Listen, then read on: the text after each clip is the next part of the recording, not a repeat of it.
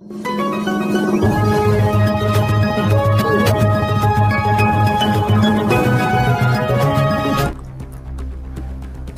शहरातील जुनाविडी घरकुल परिसरातील वैष्णवी देवी मंदिराजवळ राहणाऱ्या 24 वर्षीय मोहन कारंपुरी या युवकाने रविवारी मध्यरात्री ते सोमवारी पहाटेच्या सुमारास घरात साडीने गळफास घेऊन आत्महत्या केल्याची घटना सोमवारी सकाळी उघडकीस आली।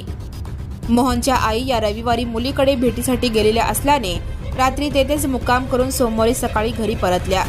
घरी आल्यावर त्यांना मोहन पत्र्याच्या पंख्याला साडीने गळफास घेतलेल्या अवस्थेत दिसला। त्याने घाबरून शेजाऱ्यांना हाक मारली। पोलिसांनी मोहनला बेशुद्ध अवस्थेत तातडीने सोलापूर शासकीय रुग्णालयात दाखल केले, मात्र तपासणीअंती डॉक्टरांनी त्यास मयत घोषित केले। मोहन हा रेडीमेड कपड्यांच्या कारखान्यात काम करीत होता अशी प्राथमिक माहिती मिळाली आहे। त्याने आत्महत्या का केली याचे नेमके कारण अद्याप समजलेले नाही।